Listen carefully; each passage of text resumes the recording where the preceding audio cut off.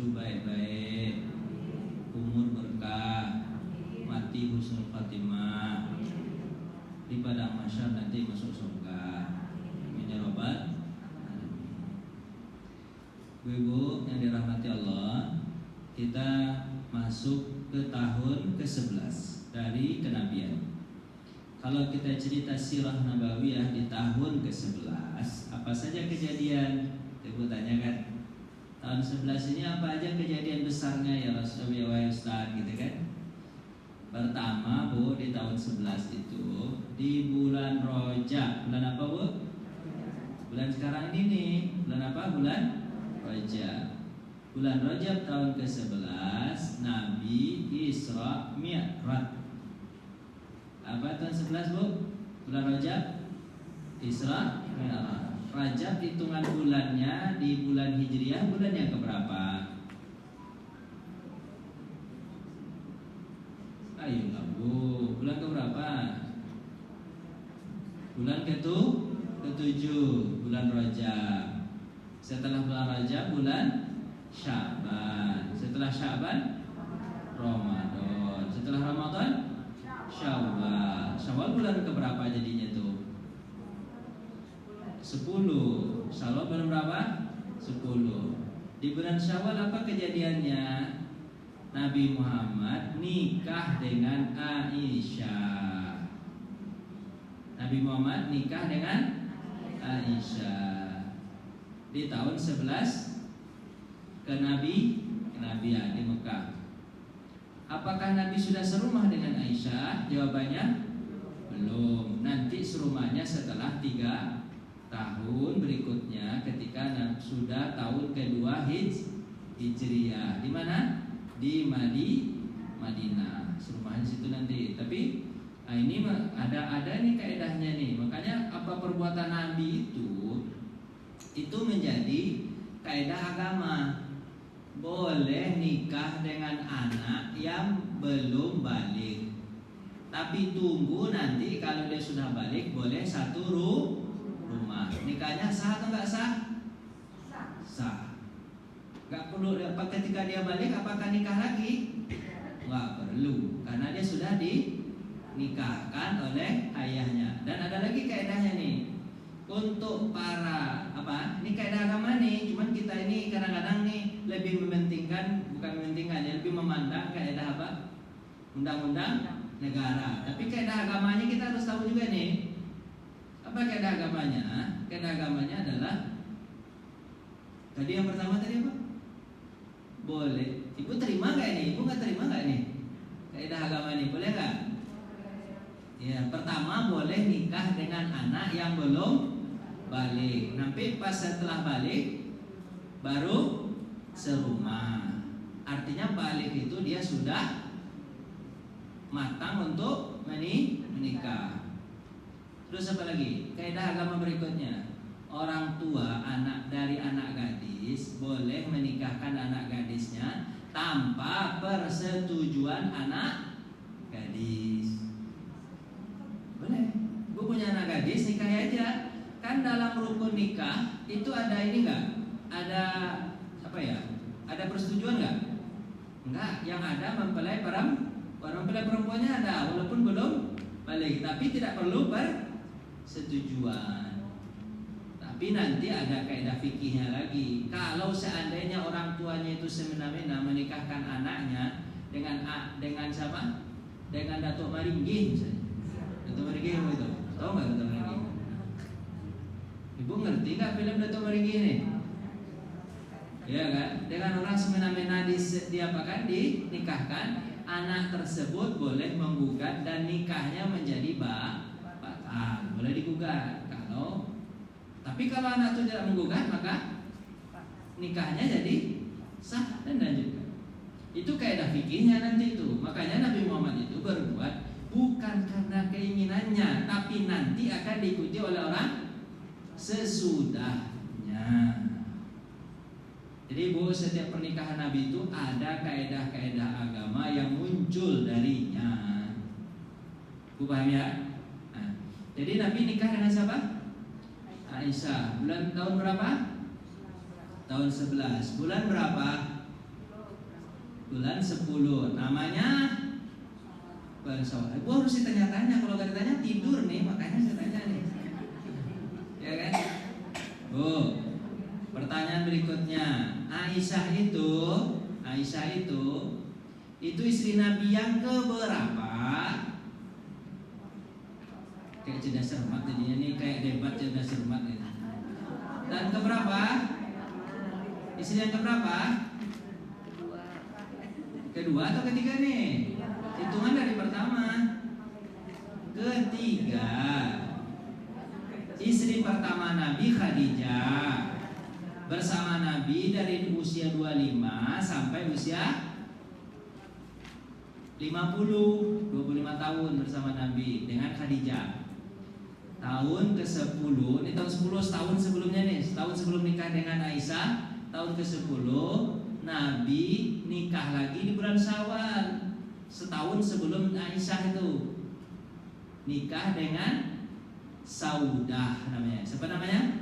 Saudah. Saudah ini seumuran dengan Nabi. Ada yang mengatakan seumuran dengan Nabi, ada yang mengatakan seumuran dengan Khadijah. Jadi tua lagi istri Nabi yang kedua nih. Namanya siapa? Saudah. Apa alasannya kenapa Nabi menikah dengan Saudah setahun sebelum Aisyah?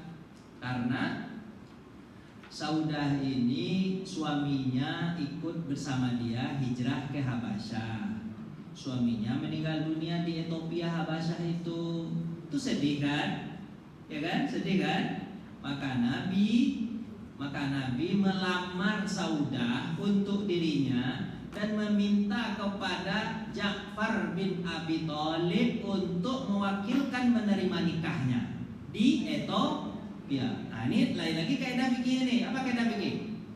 Boleh mewakilkan orang untuk menerima nikah. Misalnya saya di sini nih, saya ingin nikah dengan orang Kalimantan. Teman saya ada di Kalimantan. Saya minta tolong sama dia terimakan nikah saya untuk wali dari walinya. Itu namanya mewakilkan nikah. Siapa yang menerima nikah Nabi dengan Saudah di Ethiopia? Ja'far bin Abi Thalib. Nah, ini kan ada aja kaidah itu keluar Bu. Nikah mewakilkan, boleh gitu? Wali diwakilkan juga boleh nggak? Ibu di sini dengan suami, anak ibu di Mesir sekolah yang perempuannya. Kemudian dilamar oleh mahasiswa Mesir. Kemudian ibu minta kepada wali hakim di sana untuk mewakilkan suami ibu menikahkan, boleh? Ibu ini masih muda nggak nih? Muda ya? Paham? Terus tahun sebelumnya itu nikah dengan siapa? Saudah. Berarti umur Nabi nikah dengan Saudah berapa? 50 tahun, ya kan? Kemudian tahun umur 51 Nabi nikah dengan Aisyah. Nanti tadi kan kaidah fikih nih keluarga kan? Kaidah fikih. Habis itu Nabi tidak serumah dengan Aisyah, tidak serumah dengan Aisyah, tapi serumah masih dengan Saudah. Tidak serumah dengan Aisyah, tapi nanti serumah setelah 4 tahun. Berarti usia Nabi 55 baru serumah dengan Aisyah. Setelah itu baru nikah nanti cerita nikah. Tunggu ya, ibu kalau di cerita nikah bawanya marahnya kan? Enggak, aman. Ini cerita ini tahun bulan Syawal. Berapa bulan? Syawal. Tahun ke-11 ke Nabi. Orang makin gencar, orang Quraisy makin gencar menyiksa Nabi Muhammad SAW dan para sahabat. Setelah meninggalnya tahun 10, siapa meninggal? Di bulan Rajab, Abu Thalib. Bulan Ramadan meninggal tahun 10 nih, tahun sebelumnya Aisyah. Sangat orang luar biasa menyiksa Nabi Muhammad. Bukan hanya dulu yang berani menyiksa Nabi Muhammad ketika Abu Thalib masih hidup, Khadijah masih hidup. Yang berani menyiksa itu hanya orang-orang hebat aja di antara orang Quraisy. Tapi setelah meninggal Abu Thalib paman Nabi, setelah meninggal Khadijah istri Nabi, tidak ada orang yang membikin dakwah lagi. Jangankan orang petinggi-petinggi Quraisy, orang rendahan pun berani menyiksa Nabi Muhammad SAW. Akhirnya Nabi Muhammad dibahagiakan Allah dengan Isra Mi'raj di bulan Rajab. Dihibur Allah dengan menikah dengan Aisyah di bulan Syawal. Tujuannya apa? Tujuannya agar mempererat hubungan dengan Abu Bakar Siddiq. Abu Bakar Siddiq hal yang penting untuk dakwah Islam. Maka dinikahi anaknya supaya apa?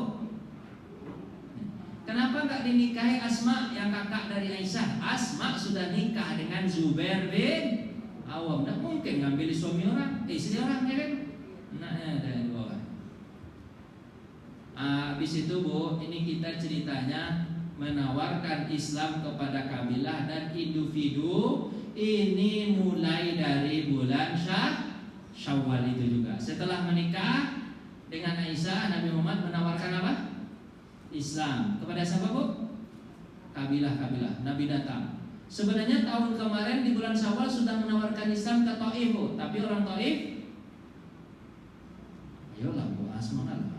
Orang Taif nggak nerima. Sekarang di tahun 11 Nabi ingin coba juga menawarkan menawarkan Islam kepada kabilah-kabilah atau suku-suku yang ada di sekitar mana Bu? Kita Mekah. Nggak bisa Taif yang lain lah, gitu kan? Nah ini ceritanya. Nih kita masuk ke sini dulu. Kayaknya habis. Kok nggak jalan ya Bu? Nah itu baru jalan. Nah ini Rasulullah tahun 11 tidak ini kan? Yes, ternyata ada jenisnya slide-nya. Tahun 11 Nabi berbagi peristiwa mengiringi perjalanan hidup Nabi dakwah ini kan. Beliau menikahi putri Abu Bakar Aisyah. Pernikahan ini berlangsung pada bulan Syawal tahun 11 Nabi. Aisyah menjadi istri satu-satunya istri Nabi yang dinikahi dalam keadaan gadis. Masih apa? Masih gadis. Yang lainnya itu janda. Rasulullah baru bercampur dengan Aisyah di bulan Syawal pada tahun pertama Hijriah, nanti 3 tahun berikutnya. Itu ya.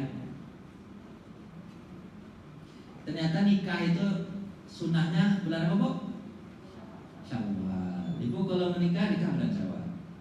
Udah nikah ya. Maksudnya menikahkan anak gitu.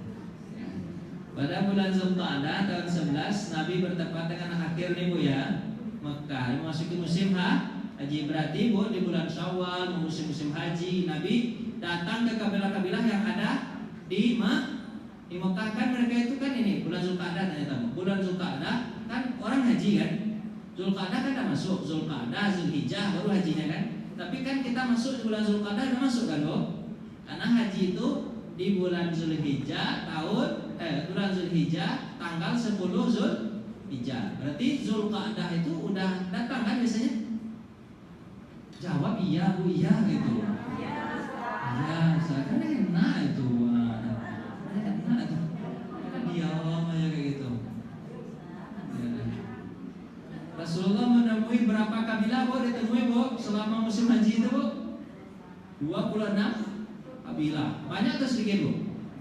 Banyak. Nabi gak gentar setelah Taif, dakwah terus.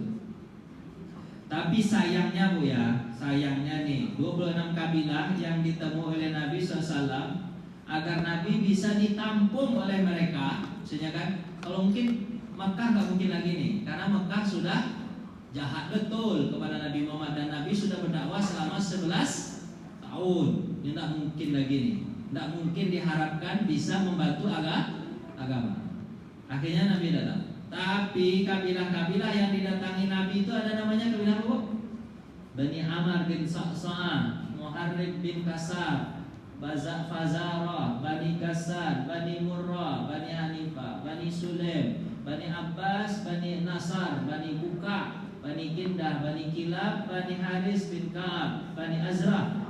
Ya, banyak sekali Bani. Tapi tak satu pun dari Bani tersebut mau menanggapi Islam. Kalau ibu udah putus asa gak dakwah itu? 26 negara didakwahi, 26 suku didakwahi, tidak ada satu pun mau nerima. Gimana ceritanya ini? Itu ternyata gagal itu biasa saja. Nabi gagal berkali-kali ini. Apakah apa yang diceritakan Nabi itu benar atau nggak benar Bu? Benar. Tapi kadang-kadang kebenaran itu tidak langsung mendapatkan hasil. pasti kadang butuh kesabaran yang begitu tinggi. Pertama, kita cerita, ada beberapa kita ceritakan Bu, empat kabilah aja. Yang lain-lain itu di skip aja Bu ya. Kita cerita berapa kabilah nih Bu, sebagai contohnya aja. 4 kabilah aja.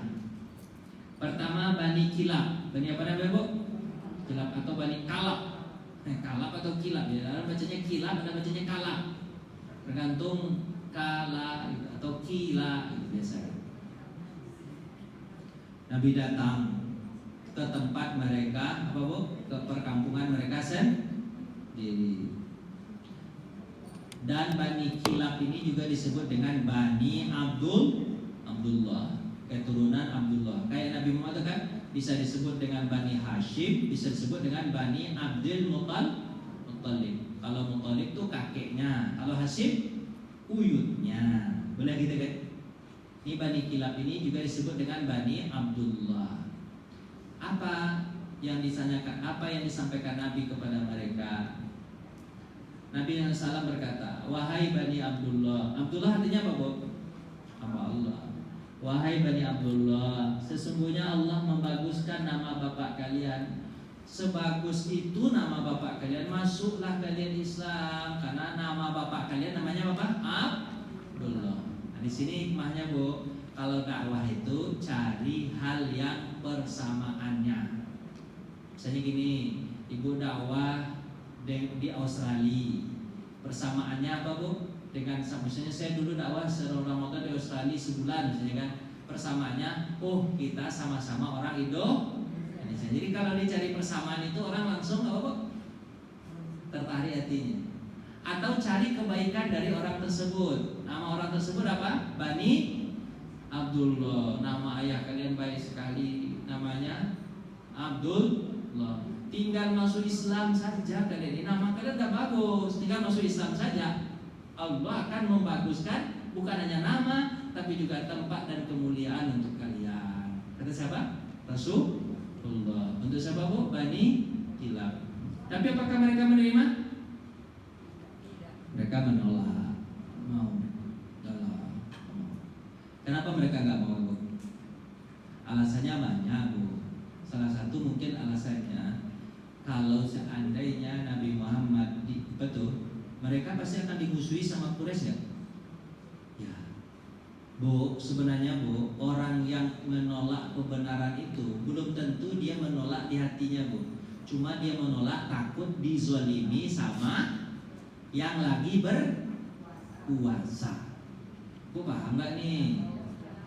Paham nggak nih? Serius? Dijawablah sedikit, ngomong hari rumah ininya. Kalau ibu jawab cepat selesai ini. Dah Bu ya. Jadi mereka menolak. Kenapa mereka menolak Bu? Lantaran takut dimusuhi oleh Quraisy. Padahal di hati mereka kepengen sebenarnya. Kemudian Nabi berdakwah ke Bani siapa Bu? Bani Hanifah. Bani Hanifah ini kaum Musailamah Al-Kadzab. Tahu Bu Musailamah Al-Kadzab siapa Bu? Nabi palsu. Nabi palsu itu Bu, dia mencanangkan jadi nabi palsu itu tahun 9 Bu? Tahun 9 apa? 9 Hijriah. Musailamah ini Bu, kenapa kok dia memproklamirkan dia nabi juga seperti Nabi Muhammad? Karena dia melihat Nabi Muhammad itu menang, kalau dalam perang menang terus. Menang, sudah menaklukkan kota Mekah di tahun ke-8 Hijriah. Kemudian menaklukkan apa lagi? Menaklukkan Yahudi Khaybar sudah juga, menaklukkan orang Hunain sudah juga, ya kan? Malah Nabi datang ke mana? Ke Syam. Syam itu perang namanya perang Tabuk. Nabi datang ke perang Tabuk untuk berlawanan dengan Heraklius. Heraklius itu siapa Bu? Raja Roma. Raja Roma tidak mau datang ke Syam lantaran takut, lantaran tahu juga bahwa itu adalah nabi. Apa kata Musailamah? Wah, kalau begini prospek jadi nabi nih. Karena kalau jadi nabi, kekuasaan jadi luas, duit tentu otomatis jadi banyak. Maka Musailamah mendakwakan diri sebagai apa, Bu? Nabi palsu. Nanti kita ceritakan, nanti ada ceritanya nanti khusus Musailamah. Nah, tapi di sini Musailamah belum apa, Bu? Belum mencanangkan diri sebagai apa? Sebagai nabi palsu, belum lagi. Nabi Muhammad SAW mendatangi kaumnya, tapi kaumnya pun menolak.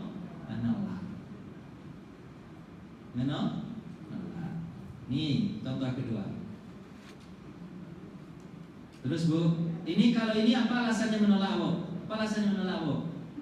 Karena di sini ada Musailamah, alasan menolak dakwah itu lantaran dia kepengen juga. Mau apa nih, Bu? Bu paham nggak? Coba kita tarik di sini. 01, 02, 03. Kenapa nggak gabung aja? Jawablah sedikit, biar cepat. Nah, kenapa nggak gabung aja? Kenapa, Bu? Jawablah. Mau berkuasa. Karena kepengen kekuasaan juga, makanya tolak. Ibu paham gak ini? Udah paham-pahamkan aja lah kan? Nah lanjutlah. Jadi ada orang nggak menolak dakwah itu macam-macam alasannya, Bu, ya kan? Sekarang lagi Bani Amir bin Sok-Sokan. Bani Amir bin Sok-Sokan. Sok-Sokan ya. Iya itu kok mirip, Bu. Nanti Sok-Sokan gayanya, Bu. Nama pemimpin sukunya siapa namanya, Bu? Bahirah bin Firas.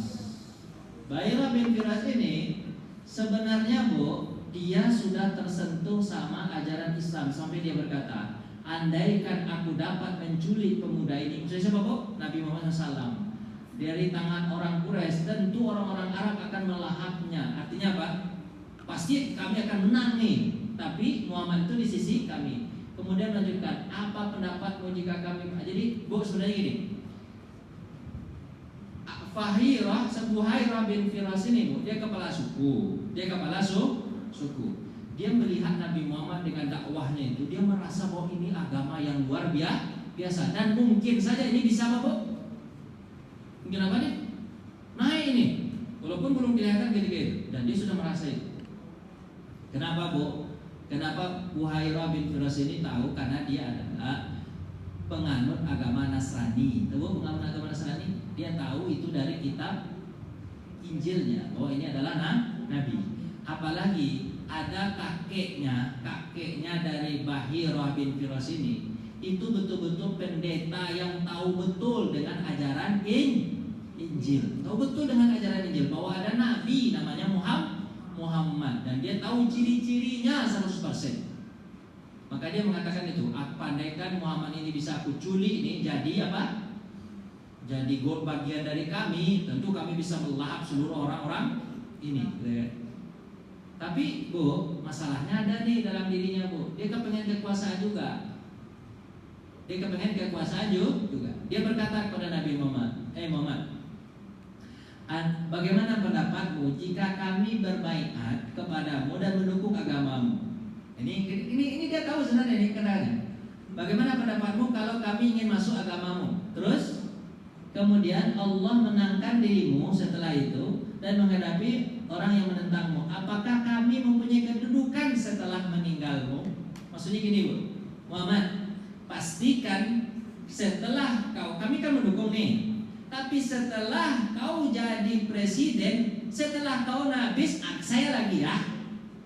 Paham nih? Setelah kau jadi Rasul Muhammad, setelah itu siapa? Saya lagi. Sampaikan ke Tuhanmu begitu. Ibu paham kan? Ibu kan tarik-tarik aja sejarah itu kayak sekarang, sama gak, Bu? Ibu ini penakut menjawab ini. Kan kita gak nyebut nama. Sama gak? Dia bergabung tujuannya untuk apa, Bu? Berkuasa.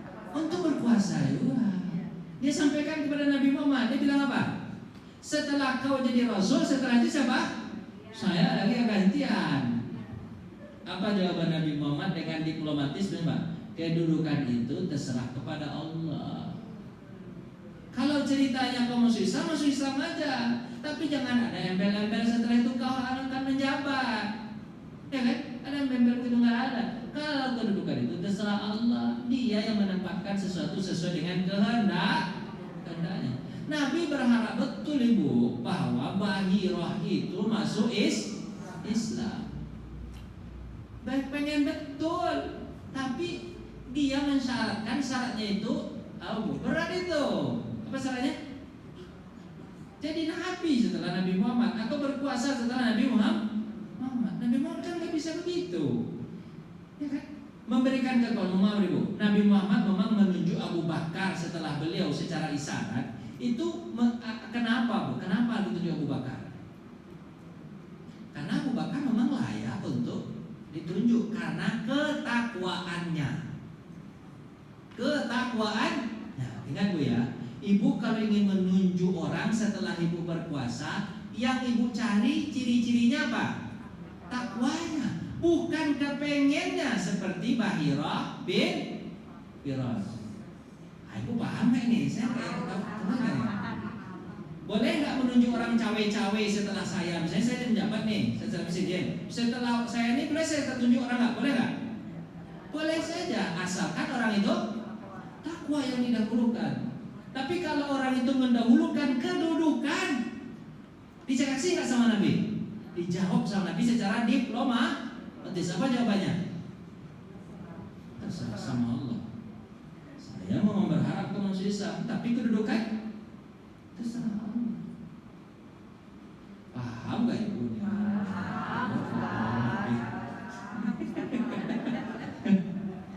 Saya takut Ibu ini. Saya yakin Ibu ini pilihannya beda-beda nih, tapi nggak apa-apa, terserah Ibu aja. Kemudian menjawab kedudukan itu terserah kepada Allah. Bahira pun akhirnya Bu, apa kata Bu? Nah kalau gitu nggak. Kalau itu jawabanmu nggak pasti nggak mau. Akhirnya dia tidak mau jadi menganut agama. Padahal Ibu tahu nggak? Di belakang dia itu, di sukunya itu ada sekitar 10.000 tentara. Kalau 10.000 tentara pada masa itu kuat nggak Bu? Kuat. Tapi Nabi tidak tergiur untuk tidak menerima dia sebagai pemimpin setelah apa Bu? Setelah Nabi Muhammad, karena keinginannya menjadi pemimpin. Bahaya Bu, orang kalau ingin betul jadi pemimpin, yang jadinya apa Bu? Oh kacau. Bu paham nih? Ketika sampai di kampung mereka, ketika Bahirah bin Firas sampai di kampungnya, dia menemui orang tua tadi Bu. Orang tua itu kakeknya Bu, maksudnya kakeknya Bu. Dia bertanya, kami ketemu sama yang bernama, dia ceritakan lah, kami bertemu namanya Muhammad. Ciri-cirinya mirip dengan apa Bu? Dengan Nabi terakhir, dan kami yakin dia adalah Nabi. Cuman ketika saya minta, padahal Bu sukunya tuh nggak Bu suku dia? Suku dia bilang apa? Ai Bahirah, temuilah Muhammad itu. Apa yang kau sampaikan kepada Muhammad? Iya. Kalau iya kami ikut. Kalau enggak kata aku enggak. Jadi sebenarnya sukunya itu sudah menyerahkan kepada dia Bu. Kalau dia Muslim, sukunya juga ikut Muslim. Enggak ada sukunya melawan dia Bu. Enggak. Muslim. Tapi Bahirah ini karena kepentingan pribadi, mau gerbongnya dia bawa untuk kebenaran? Enggak. Coba kalau dia bawa gerbong dia untuk kebenaran, Bu, berapa pahala dia. Maka setelah dia ketemu sama siapa Bu? Dengan kakeknya itu dia bilang, "Kakek, ketemu dengan ini." Apa kata kakek? "Demi Allah wahai Bahirah, kau rugi dan tidak akan pernah kesempatan ini terulang lagi." Kata siapa Bu? "Coba kau Islam wahai Bahirah, kau akan menjadi sahabat utama dari Muhammad dan namamu akan disebut sepanjang hayat atau sepanjang dunia terkambang. Dan kau akan meraih pahala puluhan ribu orang yang di belakangmu karena keislaman mereka. Tapi karena kedudukan yang kau incar wahai Bahirah, demi Allah kau termasuk orang yang sangat merugi." Kata siapa? Kakek. Tapi apa lagi? Kesempatan tidak datang. Allah tidak mungkin lagi membuka hidayah itu. Hidayah itu sudah nampak di depan mata. Tapi ketika dia tutup, dia yang menutup sendiri, bukan Allah.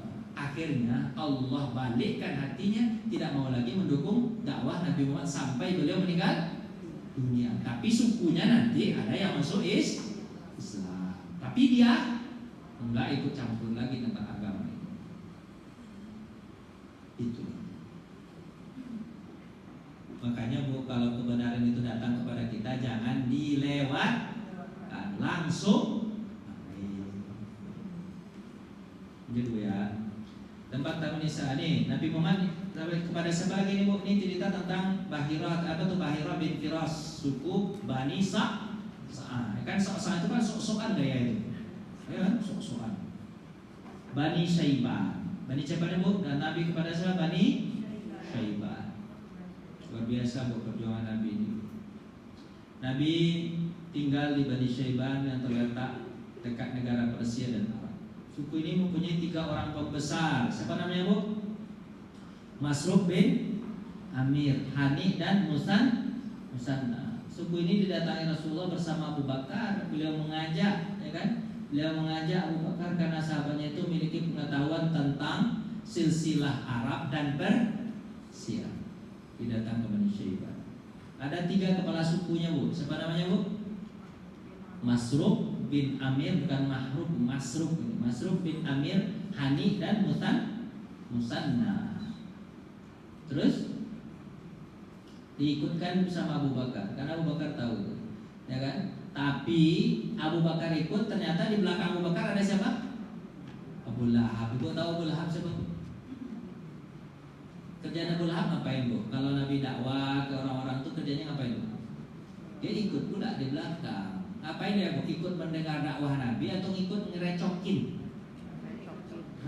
Kerjaan dia Bu, kalau Nabi datang ke suku itu Bu, kerjaan dia ambil batu habis itu dilemparnya orang yang kumpul tuh Bu. Padahal Nabi lagi berkumpul, ambil batu dilemparnya. Kira-kira orang enak gak kumpul atau pernah bubar dia Bu?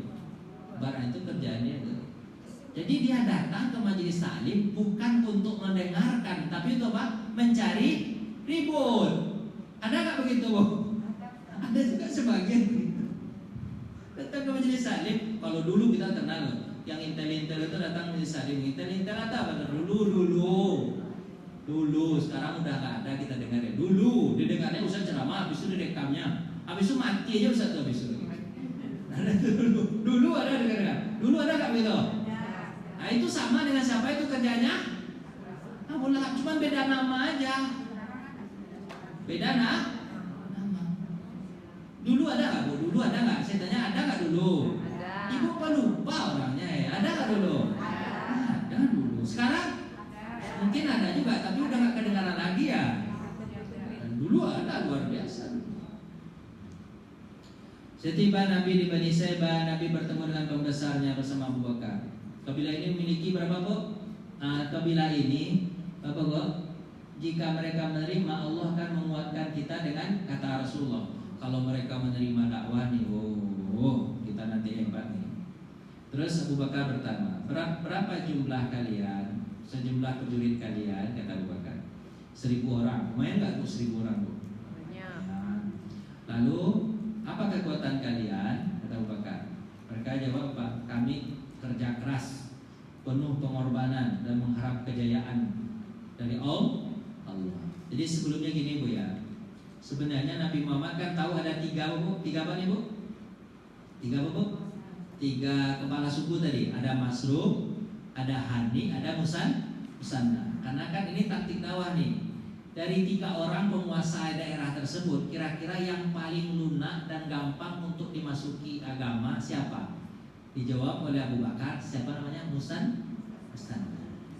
Akhirnya Nabi datang ke Musanna agar Musanna bisa mempengaruhi 2 kepala suku yang lain. Siapa dia? Masruq dan Hani. Datang Musanna gini. Akhirnya Bu, singkat cerita, alhamdulillah gayung bersambut. Bagaimana jika Nabi bertanya, ini jawabannya. Bagaimana kalian memerangi musuh kalian? Kata Abu Bakar. Ya kan? Jika kami sudah marah, katanya, kalau kami sudah marah, anak-anak dan wanita kami persenjatai dan ikut perang. Luar biasa kan suku ini kan? Jadi bukan hanya laki-laki yang ikut perang, tapi apa? Anak-anak dan wanita kami pun ikut perang kalau kami sudah marah. Begitu, luar biasa kan? Rasulullah akhirnya menjawab, membacakan surah Al-Quran untuk mereka, surah Al-An'am. Dan alhamdulillah suku ini masuk Islam. Jadi Bu, dari 26 suku itu ada yang satu. Cuma ini masalah lagi nih. Cuma mereka habis itu dimusuhi sama Quraisy dan mereka tidak bisa berbuat apa? itu masalahnya di situ. Diboikot. Nah, ini cerita lagi deh Bapak. Boikot. Nah, ini mereka Bapak. Tapi alhamdulillah mereka masuk Islam dan tidak berani menampakkan keislaman. Kenapa, Bu? Karena takut. Tapi mereka sudah Ada nggak orang Islam begitu, Bu? Nggak berani juga untuk menantang kebenaran. Ada nggak? Ada. Kenapa? Karena takut. Makanya Nabi tidak bisa menumpang sama mereka. Nabi lebih menumpang kepada Madinah. Karena orang Madinah tidak takut. Tapi walaupun akhirnya takut. Kayak gitu, ya. Apa kata Nabi Muhammad SAW? Bacakan. Marilah aku bacakan apa yang diharamkan atas kalian. Jadi Nabi ajari mereka bahwa agama. Janganlah kalian mempersekutukan Allah. Ini surah Al-An'am nanti, Bu. Surah berapa, Bu? Ayat 151. Nabi ngajari mereka langsung agama. Jangan kalian mempersekutukan Allah. Berbuat baiklah kepada kedua orang tua. Janganlah kamu membunuh anak-anak karena takut miskin. Kami akan memberi rezeki kepadamu dan kepada mereka. Dan janganlah kamu mendekati perbuatan-perbuatan keji, baik yang tampak di antaramu akan tersembunyi. Dan janganlah kamu membunuh jiwa yang diharamkan Allah, melainkan karena sesuatu sebab yang benar. Demikian itu diperintahkan oleh Tuhanmu kepadamu agar kamu memahami. Jadi, Bu, yang pertama diajarkan kepada orang setelah orang masuk Islam itu bahwa apa-apa yang dilarang. Bukan apa-apa yang diperintahkan dulu. Sholat gak diajarkan Nabi dulu, puasa belum, zakat belum. Sebab orang mau tanya, Bu, saya mau tanya, Bu, dari larangan dan perintah yang berat untuk kita kerjakan yang mana? Perintah atau larangan? Kenapa aku larangan, Bu? Kenapa aku larangan? Padahal Ibu tahu nggak, larangan itu yang paling mudah sebenarnya. Kenapa yang paling mudah, Bu? Contoh misalnya, saya bilang sama Ibu, Bu, jangan pergi ke mall. Apa yang Ibu lakukan? Tinggal diam doang kan? Tinggal diam, nggak ngapa-ngapain. Itu kan gampang, tinggal diam. Udah selesai, ya kan? Tapi kalau saya katakan, Bu, sholatlah. Kalau sholat, Ibu ngapain? Ya sholat. Itu Ibu beranjak dari tempat Ibu pergi ke tempat sholat. Itu kan sesuatu yang harus dikerjakan, atau ada effortnya, atau ada pekerjaannya. Kalau ada pekerjaannya dan geraknya, sulit atau nggak sulit sebenarnya, Bu? Mana yang lebih sulit, bergerak atau diam? Jawablah, Bu. Mana yang sulit, bergerak atau diam? Bergeraklah, sulit. Kalau diam, apa susahnya? Tapi herannya, Bu, ternyata jawaban Ibu tadi itulah yang benar. Apa itu, Bu? Ternyata yang dilarang itu yang susah kita, Bu. Padahal tinggal diam doang.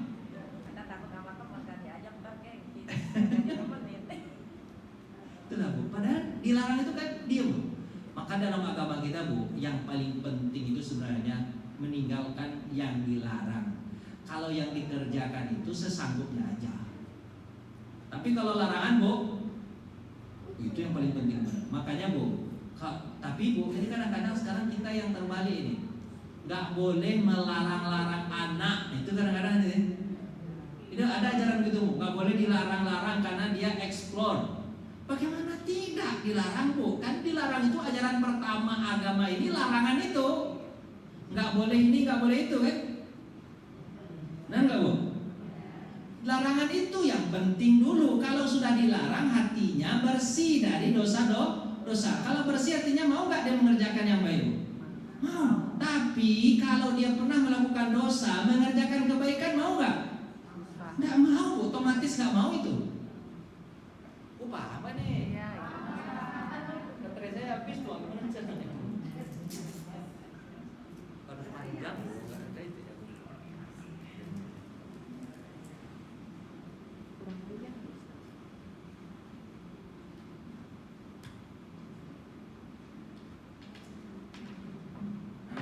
Lanjut ya, Bu, ya.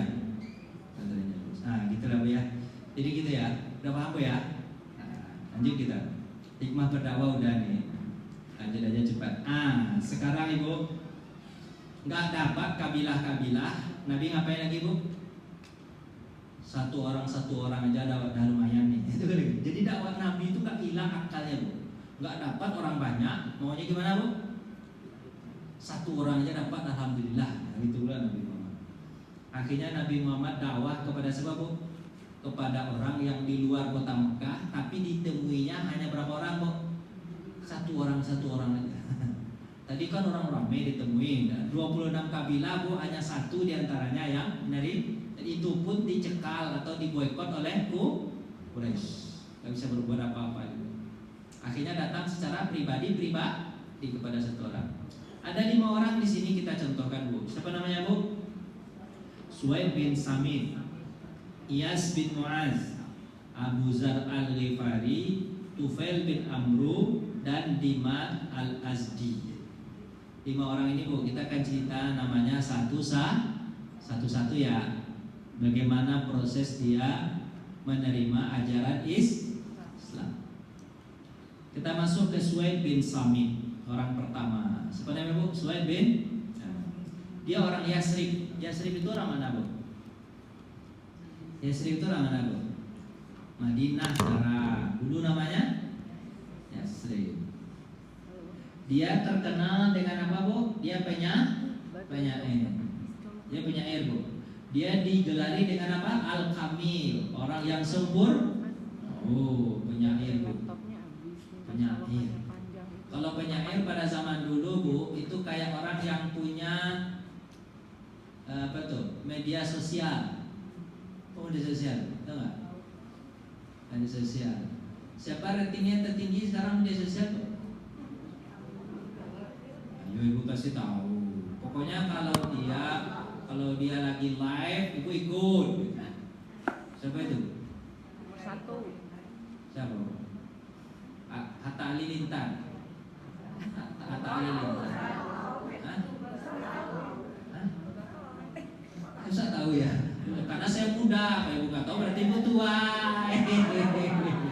Orang muda tahu lah itu. Rating tertinggi gitu kan yang punya sosial media gitu ya. Itu syair dulu gitu.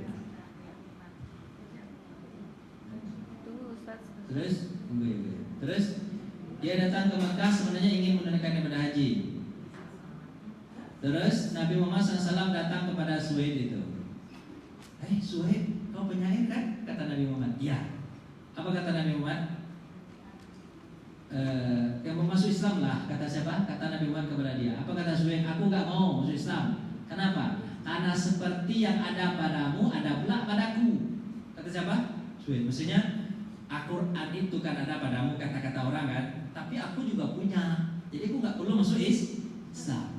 Itu karena dia punya, Bu. Apa yang dia punya, Bu? Dia punya surah Luqman.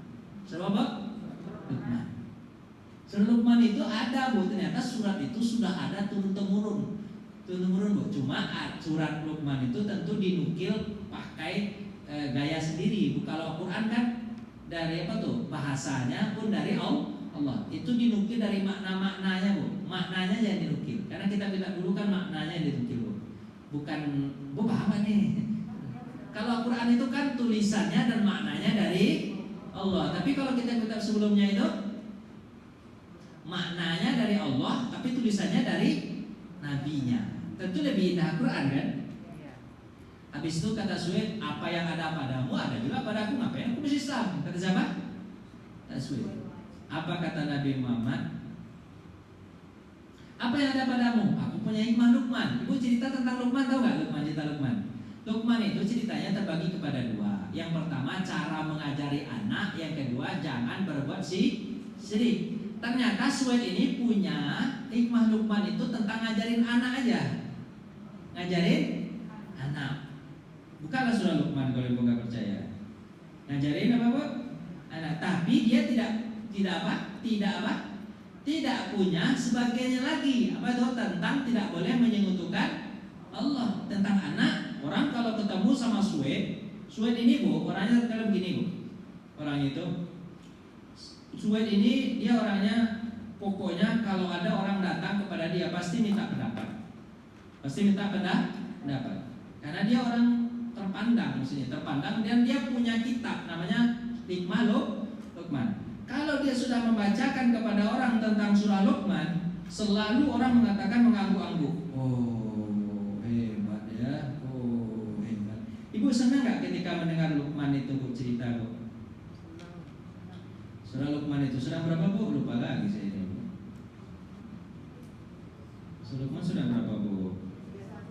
Hah? 31. Alhamdulillahirrahmanirrahim. Ini kita baca dari ayat berapa ya? Tentang cuma Luqman aja. Ayat 12. Dari ayat 12 Bu. Wa idh qala Luqmanu li ibnihi wa huwa ya'idhuhu ya bunayya. Oh enggak, dari ayat ini aja, dari ayat 13. Karena dia ayat 12 itu tentang syirik itu. Itu yang memiliki Nabi Muhammad. Ini ayat 13. Wa wasainal insana biwalidayhi hamalathu ummuhu wahnan ala wahnin wa fisaluhu fi amaini an ishkur li wa liwalidayka ilayal masir. Aku berwasiat kepada manusia dan kepada kedua orang tuanya telah mengandungnya dalam keadaan susah payah, kemudian dia menyapihnya dalam waktu 2 tahun. Bersyukurlah kepadaku dan bersyukur kepada orang tua kalian, gitu kan. Wa in jahadaka ala an tusyrika bima laysa laka bihi ilmun fala tuti'huma wa sahibuhuma fid dunya ma'rufa. Artikan aja Bu ya. Dan ketika kedua orang tuamu menyuruh kamu menyekutukan Allah, maka kamu jangan katakan ya. Tidak boleh patuh kepada orang. Dan bergawilah kedua orang tuamu dengan cara baik. Ya bunayya an intakula mithqala habatin min khardalin fataku fi safratin aw fis sama aw fil ardi ya'ti bihallahu innallaha latifun khabir. Wahai anak-anak, hai anakku, kata Luqman kan, perbuatan baik sekecil apapun pasti akan dilihat oleh Allah Subhanahu wa taala. Itu intinya Bu ya. Ya bunayya aqimis shalah, wahai anakku dirikan salat. Wa amur bil ma'ruf, perintah orang berbuat baik. Wa nahi 'anil munkar, larang orang berbuat munkar. Wasbir 'ala ma asabak, bersabarlah terhadap musibah. Inna fi dzalika min azmil umur. Itu adalah sebaik-baik urusan. Wala tusa'ir fataka linnas wala tamshi fil ardi maraha. Kamu jangan menyombongkan diri dan berjalan dengan secara sombong di muka bumi. Sesungguhnya Allah tidak suka kepada orang yang berlaku sombong. Itu ceritanya tentang Luqman, itu intinya. Karena kalau saya bacakan semua nanti Ibu capek berat dengan. Jadi ceritanya tentang Luqman ngajarin anak. Tapi Bu, ayat berapa? Ayat 11 dan 12 itu tidak ada pada dia. Itu cerita tentang bagaimana cara mendidik anak. Tapi tentang syirik ada? Nggak ada dia punya. Coba baca ayat 11-nya. Jadi akurat itu mau begitu ya. Ayat itu ini dulu turun itu dulu. Nah, walaupun Nabi akhirnya melengkapi. Sudah kau bacakan apa kan kata dia pada Suhaib itu? Suhaib, sudah selesai. Apa yang kau punya? Sudah. Setiap orang Bu, kalau ketemu dengan Suhaib, biasanya orang Bu, hebat Suhaib dia. Kecuali Nabi Muhammad. Apa kata Nabi Muhammad? Suhaib, apa yang ada padaku lebih baik lagi daripada apa yang ada padamu. Kamu dengar nggak? Kata Suhaib, setiap orang yang ketemu sama aku dia mengatakan aku yang terbaik. Kenapa aku berani mengatakan begitu? Dengarkan kalau kau mau mendengarkan. Akhirnya Nabi Muhammad bacakan surat 11 dan 12. Apa kata Allah? Walaqad ataina Luqman al-hikmata an ishkur lillah. Dan ingatlah ketika Luqman diberikan hikmah, kemudian dia mengatakan bersyukurlah kepada Allah. Jadi bawa nama Allah. Wa may yashkur fa inna ma yashkuru li nafsihi. Siapa yang bersyukur berarti bersyukur untuk dirinya sendiri. Wa man kafara fa innallaha ghaniyyun hamid. Siapa yang kafir, Allah Maha Kaya lagi terpuji. Wa idh qala Luqmanu li ibnihi wa huwa ya'idhuhu ya bunayya la tusyrik billah. Ini inti ajaran. Pandai Luqman itu ngajarin anak lantaran dia berkata kepada anak jangan sekutukan Allah. Itu intinya sebenarnya. Luqman itu dapat bawah, Suhaib itu dapat bawahnya, sementara intinya yang di atasnya dia tidak dapat. Apa itu? Bersekutu menyekutukan Allah. Sebab kalau Allah sudah diutamakan, pasti anak tadi baik kepada orang tua. Dia dapat cuma sepotong. Apa? Ketika Luqman berkata kepada anaknya, wahai anakku, aku ajarkan kepada kalian jangan sekutukan Allah. Sesungguhnya menyekutukan Allah itu adalah kezaliman yang sangat besar. Jadi Bu, dia dapat teorinya, tapi Nabi dapat apa tuh? Bukan di atas itu intinya. Pasti Bu nggak paham, yakin saja. Pusing ibu. Benar nih. Apa kata Suwi setelah itu? Masya Allah, ternyata Luqman ini orang Muslim. Dia pandai ngajarin anak. Luqman itu kan pandai ngajarin anak kan. Ternyata aslinya Luqman itu Muslim, orang Islam. Jadi selama ini yang saya tahu itu dia hanya orang ahli hikmah. Ternyata ahli hikmah itu berasal dari mana, Bu? Islam dia ternyata. Apa kata Nabi Muhammad? Jangan salah-salah Suwe. Luqman itu Muslim. Makanya dia bisa ngajarin anak. Wah, kata Suwe, kalau begitu aku ingin masuk Islam. Akhirnya Suwe masuk Islam. Itu ceritanya, Bu. Jadi, Bu, Al-Quran itu lebih tinggi daripada syair yang ditulis. Karena Al-Quran itu lebih indah. Maka Suwe bertekuk lutut, ya kan? Apa kata Suwe? Indah betul ucapan ini. Namun yang aku bawa lebih indah. Kan tadi. Setelah itu Nabi melantunkan Al-Quran, sesungguhnya itu memang lebih indah, kata Suwe. Lalu dia kembali ke Yasrib. Cuman, Bu, masalahnya Suwe ini musuh Islam. Tapi, Bu, permulaan tahun 11 dia sudah meninggal dunia. Masuk Islam ya, tapi tidak bisa berbuat banyak. Kenapa, Bu? Setelah dia masuk itu meninggal cepat. Ada namanya lagi sama, Bu, Iyas bin. Saya takut ini kelamaan betul, sudah jam 10. Bapak Ibu mau nanya atau gimana nih? Capek kan nih? Ini ada berapa slide lagi nih? Ada 7 slide lagi. Saya ceritakan sesuatu, Ibu bosan gak nih? Saya tanya sama Ibu dulu, bosan gak nih? Serius? Aman? Aman gak nih? Lanjut? Serius. Yang kedua, siapa yang disuruh diajak sama Nabi? Siapa namanya? Iyas bin Mu'ad. Iyas beliau adalah dari Yasrib juga. Dari mana, Bu? Tapi Nabi nemuin satu-satu ini, bukan sama Allah. Dari Yasrib di tahun 11 itu, ya kan? Terus Nabi datang menghampirinya. Terus Nabi bertanya, apakah kalian mau memiliki sesuatu yang lebih baik daripada ini? Kita ke bawah, katanya. Terus apa itu? Kata jawab Iyas, aku adalah Rasulullah. Allah telah mengutusku kepada para Nabi dan mengajak kalian untuk beribadah kepadanya, gitu kan? Kemudian ada sesuatu serta diturunkan kepadaku Al-Quran dan selalu menjelaskan tentang keislaman membacakan Al-Quran. Wahai kaumku, demi dibacakan surah oleh Nabi. Wahai kaumku, demi Allah ini adalah ini, Bu. Ini cerita sampai sini kan? Jadi Nabi yang ngajak Iyas. Singkat cerita, Bu, Iyas ini kan pemuda, Bu. Pemuda. Apa kata dia? Berarti benar nih. Ini Nabi yang dijanjikan sama siapa, Bu? Sama siapa?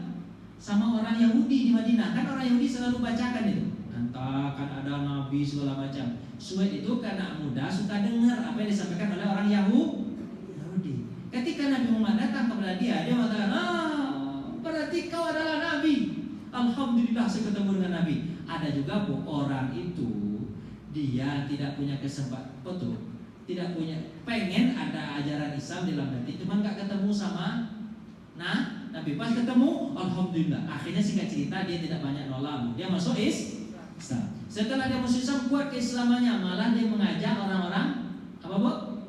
Orang Yasrib atau orang Madinah. Hai kaumku, kata dia, demi Allah ini adalah lebih baik daripada apa yang kalian bawa. Kata Iyas, salah seorang di antara mereka Abu Hasan, Anas bin Rafi, salah seorang yang ikut dalam utusan itu mengambil segumpal tanah. Akhirnya orang-orang tua di antara mereka melempari Iyas.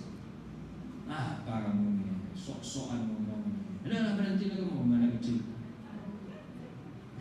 Dia masuk Islam, cuma gak bisa berbuat apa-apa. Kenapa? Orang tua-tua di antara mereka menolak. Tapi dia sudah masuk Islam. Jadi, Bu, ternyata, Bu, ini katanya, Bu, berdakwah sama anak muda itu kadang lebih mudah daripada orang tua. Gue tersinggung. Kenapa, Bu? Anak muda itu biasanya hatinya masih bersih. Tapi kalau orang tua itu kalau didakwahi, dia sudah banyak kepentingan. Masam garamnya sudah banyak. Jadi kalau nggak cocok sama dia dilawannya.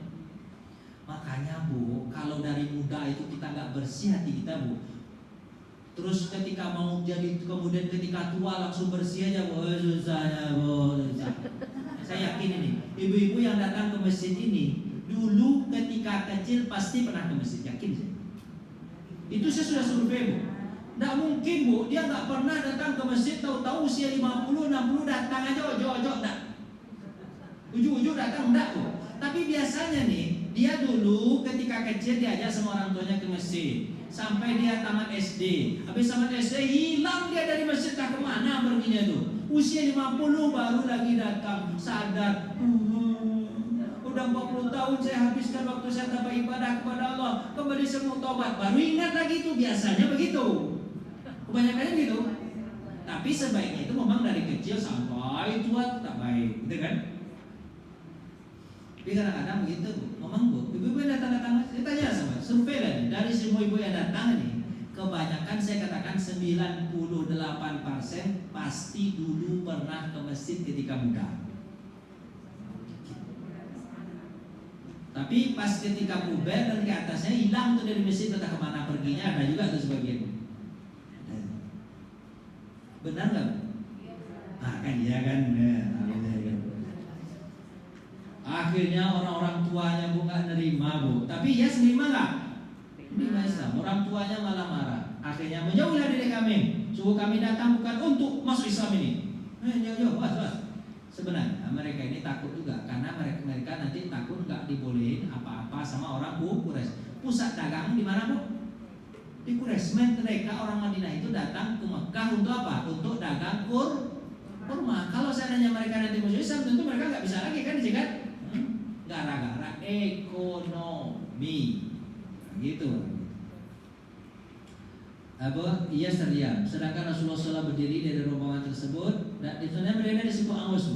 Ia pun pulang ke Yasid. Setelah mereka tiba di Yasid, tak beberapa lama ia meninggal pula.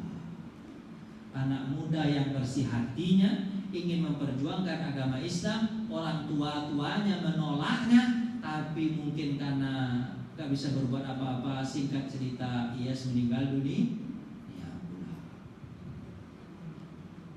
Islam tapi meninggal pula. Cerita siapa, Bu? Abu Zar. Bu ingat Abu Zar ini ceritanya? Tahun 11. Abu Zar Al-Ghifari. Ini ceritanya panjang nih, Bu. Saya ceritain aja, nggak usah dibaca.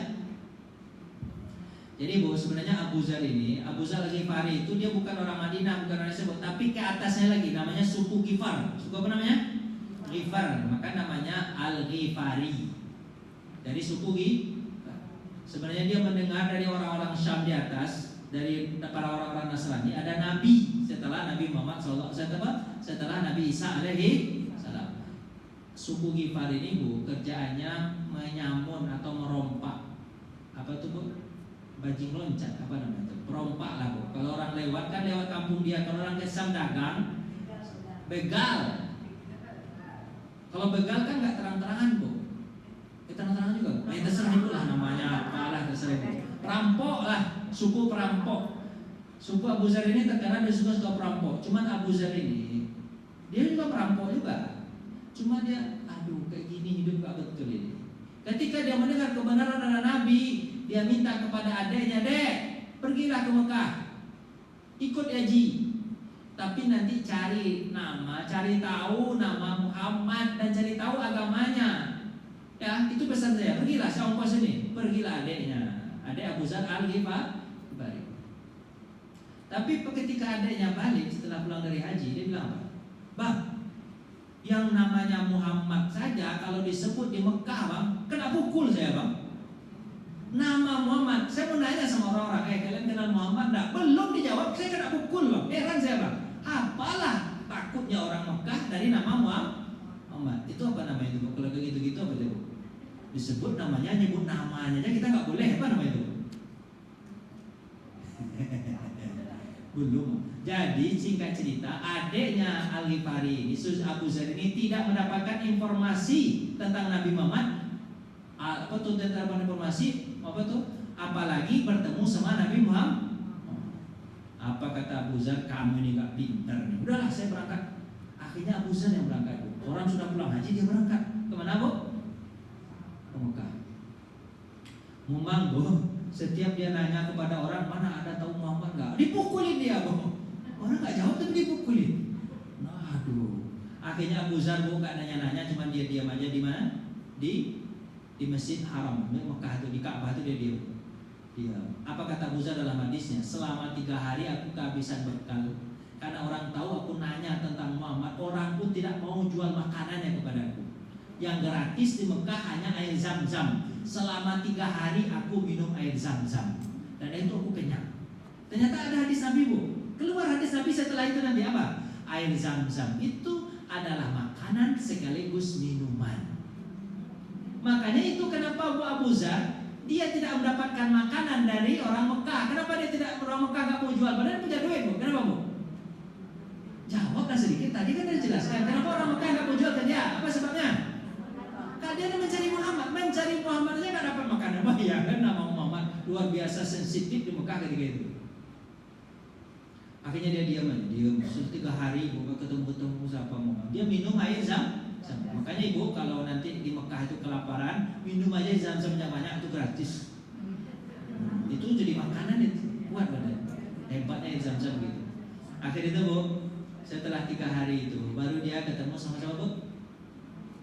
Ali. Ketemu sama saya, ceritanya sama siapa, Bu? Ali. Terus dia bertanya, dia colek-colek kan. Ali lagi minum air Zam-Zam sama dia, coleknya. Dek, kamu kenal nggak dengan Muhammad? Ali ketika itu terperanjat. Ada apa? Aku ingin bertemu dengan dia.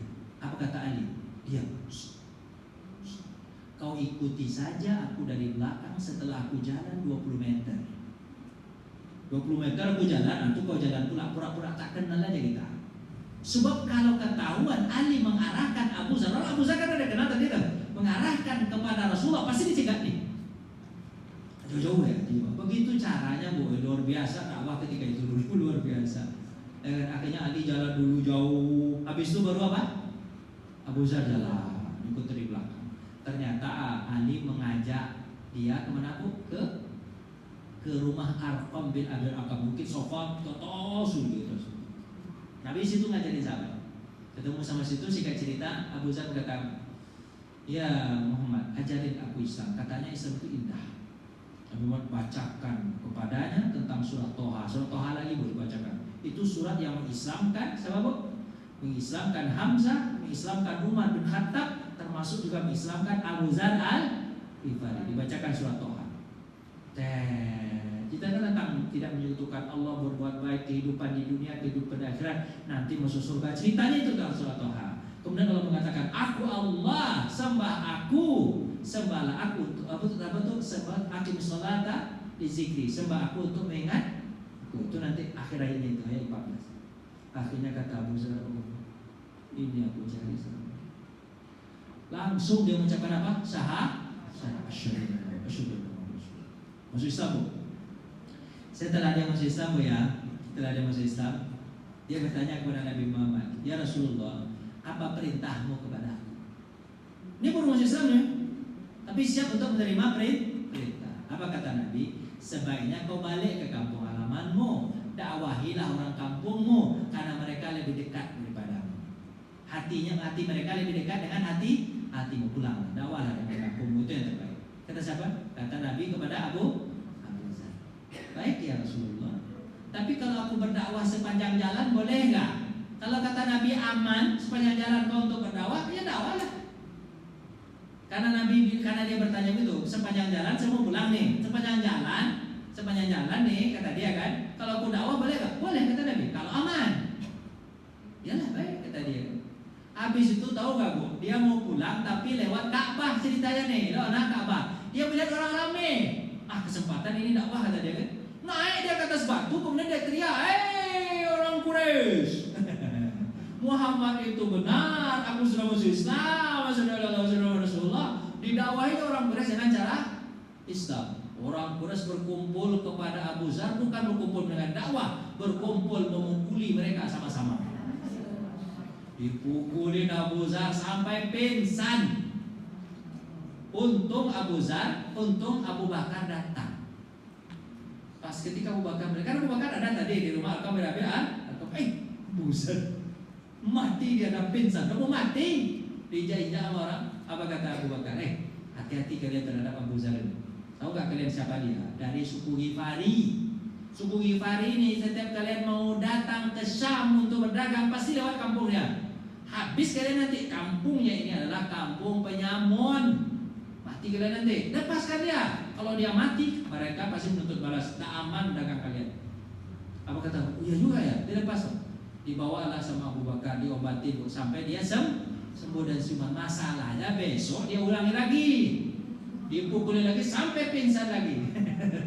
Dia namanya juga orang maaf ya. Itu preman masuk Islam, kemudian Islam langsung ke hatinya, kepengen cepat-cepat nggak tahu ini benar. Preman rata-rata semangatnya begitu. Dipukuli lagi, pingsan lagi, datang lagi, maka dirawat lagi sampai 3 kali. Tapi Nabi habis datang ke Abu Zar. Ini membahayakan dirimu. Pulanglah. Kata Rasulullah SAW. Saat dia pulang, nanti dia sampai sukunya, alhamdulillah Bu, seluruh suku Ghifar masuk Islam. Berawal dari penyamun.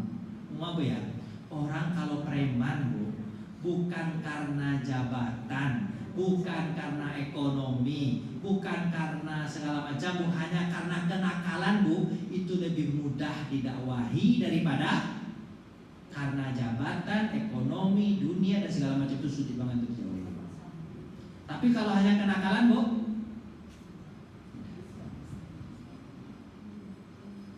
saya rasa Bu capek dengan saya capek. Saya nggak lanjutkan lagi lah nih karena 2 lagi nanti kita ceritanya. Udah aja ya, besok kita lanjutkan Bu ya. Udah lah ya. Nah, dah. Ibu mau nanya bisa nih. Kalau mau nanya bisa sampai 10:30. Tapi nggak apa-apa. Ibu ada yang mau bertanya?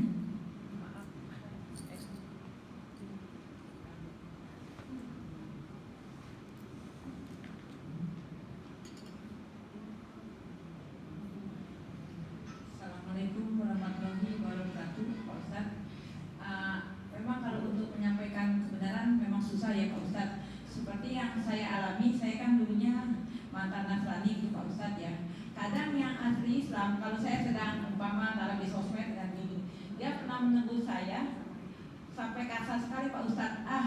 Kamu kan mantan Nasrani, masih kecil gitu, apa ilmunya katanya gitu. Saya kan pernah protes. Saya kalau untuk foto berdua dengan Pak Ustadz kan gitu ya, dia bilang itu nggak apa-apa katanya.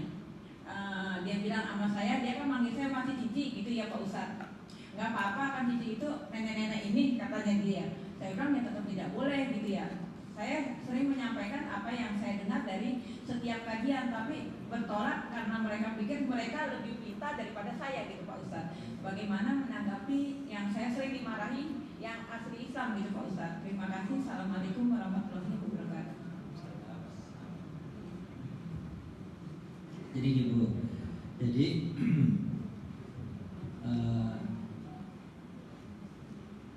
berfoto, saya tanyakan berfoto ya. Memang Bu, mohon maaf ya Bu ya. Kita juga semuanya saya minta maaf karena kita memang Bu ya. Kalau dari Nasrani masuk Islam, kekuatan Islamnya itu biasanya lebih kuat biasa.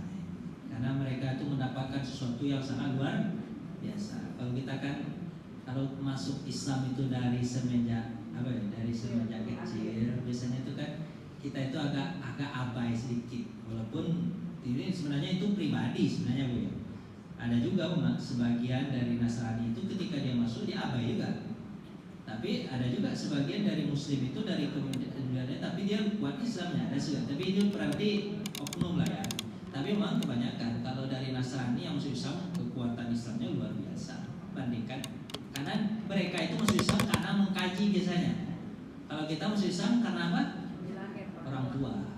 Jadi Bu memang jadi seperti itu sikap ibu itu boleh nggak ada masalah karena kan dari itu ideal. Biasanya kalau orang yang sudah dapatkan kebenaran itu dia sifatnya ideal. Tapi bolehkah berfoto dengan ustaz yang notabene ustaz dan ibu-ibu sudah tua dan tidak ada niat untuk ini ada tergantung niat sebenarnya. Tidak ada niat untuk apa Bu? Gaya atau pamer dengan ustaz. Nggak ada niat. Niatnya itu adalah untuk misalnya dikenalkan kepada anak cucu nanti. Nah, ini namanya Ustaz Rodi Hidayat.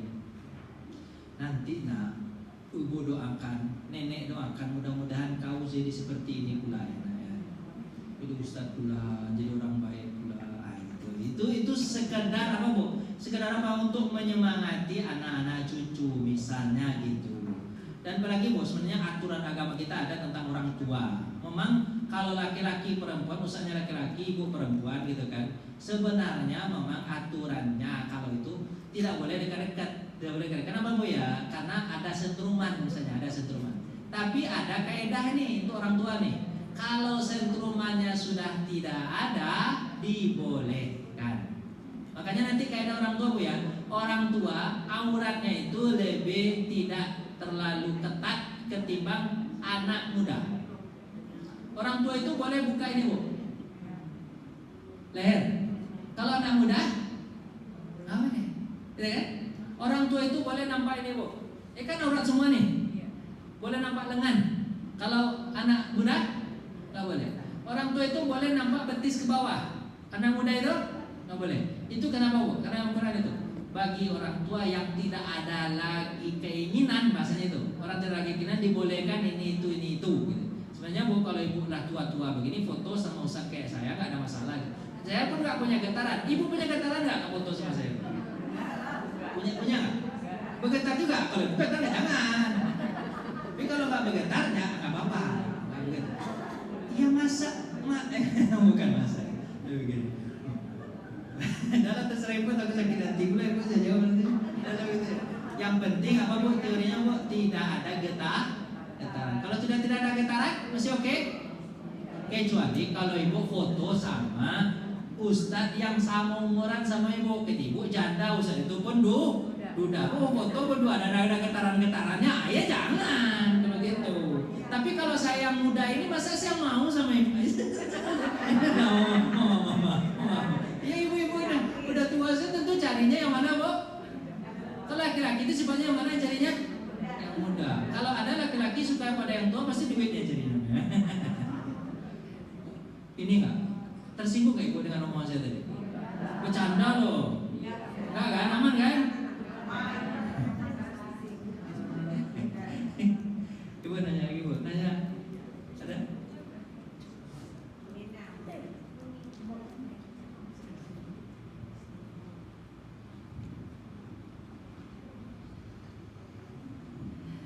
Assalamualaikum Ustaz. Tadi saya terkesima Ustaz menerangkan tentang Abu Dzar Al-Ghifari Ustaz. Jadi kalau saya lihat tadi Abu Dzar ini kan seorang preman Ustaz. Jadi begitu kuat tekadnya itu untuk bertemu Rasulullah sehingga ingin mengetahui tentang Islam. Tapi ketika beliau ketemu dengan Rasulullah tadi, malah Rasulullah berpesan kepada beliau untuk dakwahi katanya penduduk karena yang dekat dengan hatimu gitu. Nah, saya tadi mungkin Ustaz akan menerangkan lebih banyak lagi. Dia kan tadi mendengar tuh melalui surat Toha yang Rasulullah terangkan, seperti dari yang sebelum-sebelumnya masuk Islam itu seperti Umar gitu ya Ustaz. Nah, bekal apa yang diterima oleh Abu Dzar ini sehingga dia bisa menerapkan kembali kepada teman-temannya. Masa dengan dia belajar surat Toha itu yang disampaikan Rasulullah, apakah cukup dengan itu bekal dakwah dia sehingga dia bisa mengislamkan kaum Al-Ghifari tadi. Itu yang pertama Ustaz ya. Kemudian saya tadi menyimak Ustaz dalam surah Al-An'am ayat 151 tadi.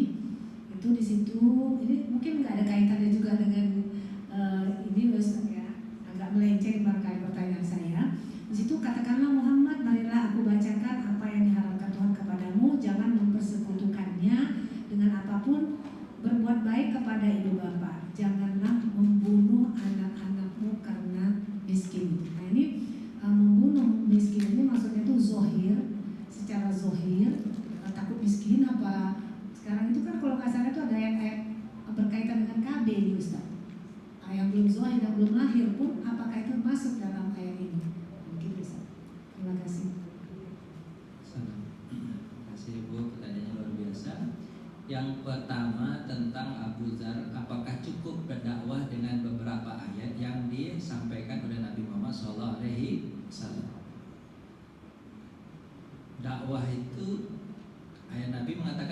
balighu anni walau ayat. Sampaikan dariku walaupun hanya satu ayat. Maksudnya Bu, kalau memang itu yang kita dapat, itu pula dulu nggak apa-apa, sampaikanlah. Yang paling penting kan dakwah dari surat Toha itu kan mengatakan Allah itu Esa. Itu kan sudah ajaran ini. Allah itu Esa. Bumi ini diciptakan oleh Allah. Langit diciptakan oleh Allah. Sembahlah Allah. Hanya sekedar itu aja dulu. Kan belum ada Bu itu ya. Perintah-perintah yang lain belum ada kan. Yang penting itu jadi sebenarnya Bu ya, Islam itu yang penting syahadat aja dulu. Masalah-masalah yang lain, perintah-perintah yang lain nanti aja dulu. Yang penting mereka itu tidak melakukan perbuatan buruk. Jadi Bu, dakwah itu artinya bukan harus ibu jadi ustadz juga dulu, enggak Bu. Enggak apa-apa. Misalnya ibu gini, maaf nih Bu. Ibu ini misalnya ya, ibu ini suka senyum, orangnya suka pandai Bu, cuma apa Pak? Senyum. Ajarin kepada orang tentang bagaimana cara senyum. Itu sudah dakwah juga tuh Bu. Senyum gitu. Kalau ketemu sama, nah gitu ya. Itu udah dakwah itu, nggak harus menyeluruh. Sebab kalau harus menyeluruh, kapan lagi ibu akan mendapatkan pahala dari apa yang ibu dapatkan? Kita ini kalau bisa Bu, kebenaran itu walaupun sedikit, sebarkan aja. Kan itu kebenaran, bukan keburukan. Maksudnya kebenaran, walaupun sedikit. Bu pandai masak, ya ajarin orang pandai masak. Itu namanya juga dakwah nggak Bu? Sambil masak bilang, kalau sambil masak ini bilang apa? Sampai zikir lah, subhanallah. Nah itu ibu dapat kan udah tuh ya, udah dapat pahala mengalir kan. Nah, itu yang dilakukan oleh Abu Zar. Jadi memang dia tidak mau jadi ustaz, dia tidak mengerti agama secara menyuruh, tapi apa yang didapatkan dari Nabi itu yang disampaikan balik kepada orang, dan itu sudah cukup. Asal tidak merubah-rubah atau menambah-nambah. Itu ibu ya. Kemudian yang kedua, apakah membunuh anak, kata-kata dalam Al-Quran itu takut miskin? Ini kan ayat ini berturun kan di Mekah. Anak yang dibunuh di Mekah itu atau pada masa itu adalah anak-anak yang apa Bu? Lahir, gitu kan? Lahir kalau perempuan langsung dikubur, gitu kan? Dibunuh anak lantaran takut miskin bisa juga, atau lantaran takut terhina karena perempuan tidak bisa megang senjata. Makanya ayat itu turun. Pertanyaan Ibu, apakah ini berkaitan dengan KB juga? Gitu kan? Berkaitan dengan KB. Sebagian ulama memang mengaitkan ayat ini tak KB, takut punya anak kemudian ber-KB. Cuman ada nanti kaidah fikihnya atau hukum fikihnya. Yang membunuh anak itu kalau anak sudah berumur 40 hari. Itu namanya Bu dikugur, digugurkan 40 hari. Apalagi sangat diharamkan kalau anak sudah 4 bulan, artinya dia sudah bernyawa. Kalau 40 hari kan sudah segumpal darah kan, itu diharamkan untuk digugur, dan itu masuk dari konteks ayat itu. Tapi kalau ber-KB itu kan belum jadi. Makanya kalimat fikih itu disebut tahdidun nasal. Apa namanya? Tahdidun nasal itu membatasi keturunan. Kenapa? Karena kalau anak itu rapat, ibu kesulitan secara fisik dan secara ekonomi misalnya ibu kesulitan, makanya ibu batasi dengan cara apa? KB. Nanti setelah anak ini usianya 3 tahun punya adik lagi, 3 tahun punya adik lagi, itu 2 tahun saya punya adik, kurang gitu kan? Itu namanya tahdidun nasal. Dan ulama sebagian besar untuk tahdidun nasal, KB digunakan untuk tahdidun nasal itu dibolehkan. Tapi menggugurkan anak yang sudah jadi itu masuk dalam ayat itu. Kau bunuh anakmu lantaran takut miskin, padahal Allah yang kasih rezeki. Nah, tapi ayat ini harus berkaitan dengan apa Bu? Dengan iman juga tuh. Dengan iman. Anak itu lahir kan membawa rezeki masing-masing. Kadang-kadang orang tua Bu ya, maaf ya. Misalnya saya suka ngetes orang untuk masuk ke pekerjaan di dosen di Yasin misalnya kan. Terus saya nanya ini umur berapa? 40 atau 30 Pak. Udah punya anak? Udah. Berarti kalau udah punya anak masih punya istri kan? Terus saya tanya, ini umur berapa? 30. Udah punya anak? Belum, kata dia. Berarti ini bujangan kan? Saya lebih terima yang punya anak itu Bu. Kenapa? Karena dia nanti mengusahakan anak dan istrinya. Kalau anak muda ini mungkin bisa cari tempat yang lain. Dia hidupnya cuma untuk makan dia sendiri. Jadi kadang-kadang Bu faktor rezeki itu kadang-kadang lantaran ada anak juga. Jadi orang nerima kita kerja itu lantaran apa? Ada anak. Nah, jadi memang anak itu pembawa rezeki. Tapi itu berkaitan dengan iman juga. Nah, cuma begini Bu ya. Kaitkan imannya, kaitkan juga apanya Bu? Fenomena keadaan sekarang ini. Itu pandai menyikapi. Misalnya gini Bu. Kalau ibu kaya, ibu tidak masalah dengan ekonomi, terus tidak masalah dengan siapa yang merawat anak. Ibu punya anak 15 lah kan. Karena ibu pintar juga masalahnya, ibu pintar juga, pandai juga, punya anak banyak itu lebih baik karena ibu bisa didik. Kemudian apa lagi Bu? Apa lagi Bu? Didik segala macam bisa. Tapi kalau ada yang kere, dia miskin, ekonomi susah, didik anak nggak bisa karena nggak tamat SD, punya anak banyak pula, apa yang terjadi? Apa yang terjadi kira-kira? Apa yang terjadi kira-kira Bu? Apa yang terjadi Bu? Susah hidupnya. Makanya Bu, kalau untuk ibu yang kaya-kaya nggak usah KB. Karena Nabi Muhammad menyuruh kita disuruh itu banyak anak. Tapi kalau yang miskin, KB lah. Daripada nanti anaknya banyak, tapi habis itu jadi terlantar, kasihan. Saya mau menjelek anak-anak itu bahwa di jalan-jalan tuh mau dikasih obat penenang itu mau bisa tidur. Saya tidak yakin loh Bu, anak bayi bisa tidur di bisingan kendaraan yang begitu, nggak yakin sih. Pasti dikasih apa-apa. Terus jadi apa anak itu, otaknya sudah tidak waras. Kasihan. Udahlah, itu pertanyaan terakhir Bu ya. Cukup Bu ya. Makasih ya. Ada satu lagi nih Ustadz, temanya kebetulan Ibu Afi Nasution lagi sakit, jadi dia nanya, hal apakah yang paling penting diajarkan lebih dahulu kepada anak sesuai Quran surah Luqman ayat 13 atau 14 duluan?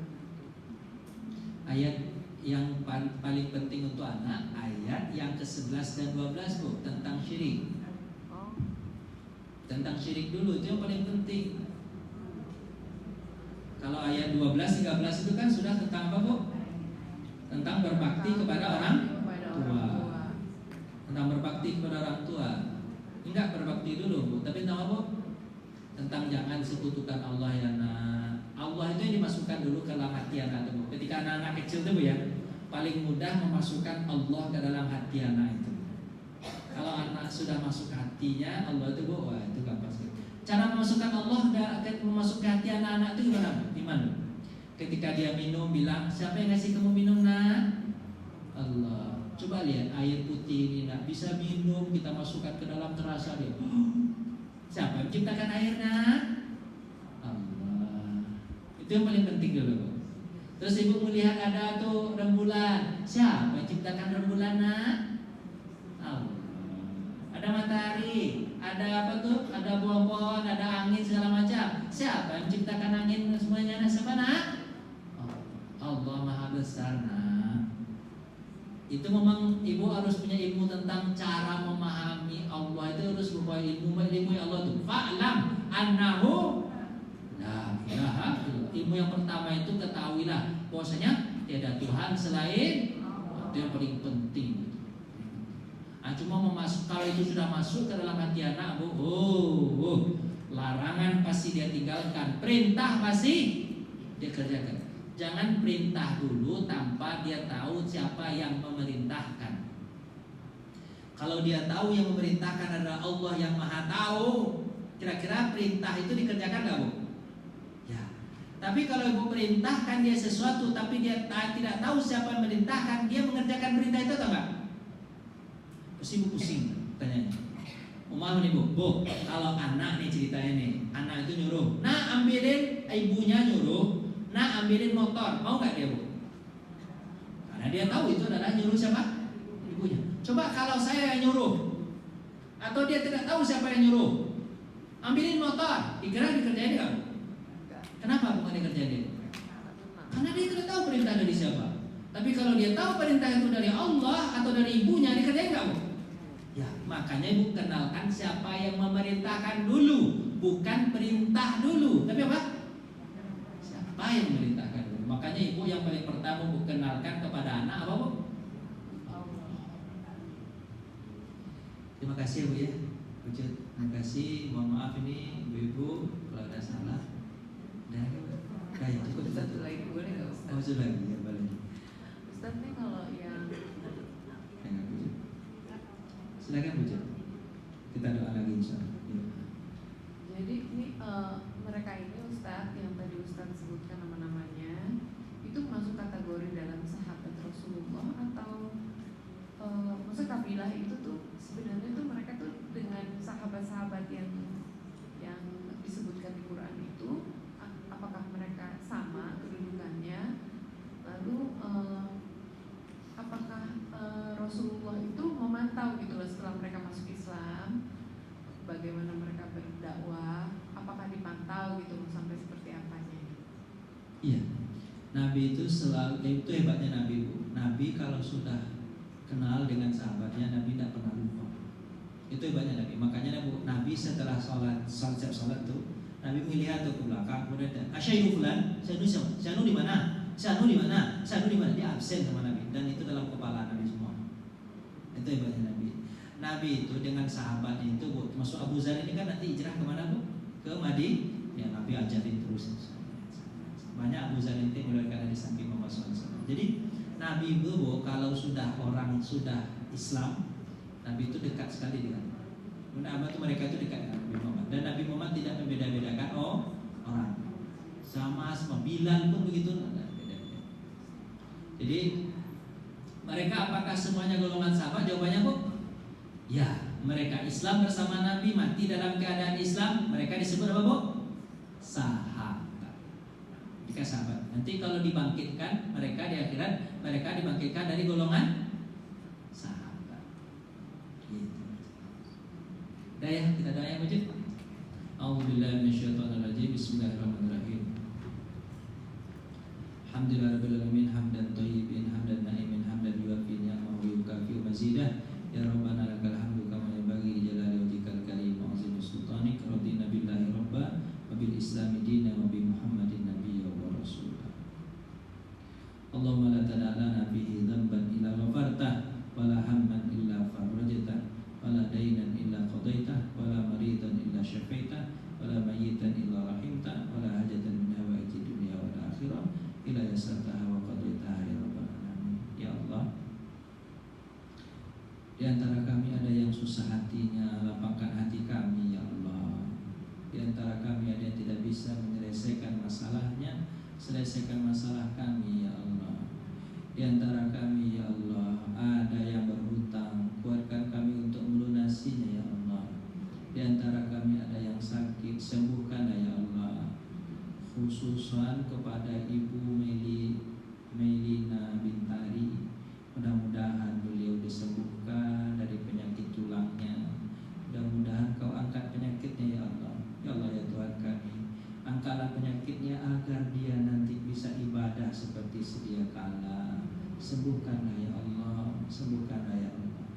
Di antara kami ada yang sudah meninggal dunia, kasihanilah mereka ya Allah. Jadikan kuburan mereka taman dari taman-taman surga. Rabbana atina fid dunya hasanah wa fil akhirati hasanah wa qina adzabannar. Walhamdulillahirabbil alamin. Assalamualaikum warahmatullahi wabarakatuh.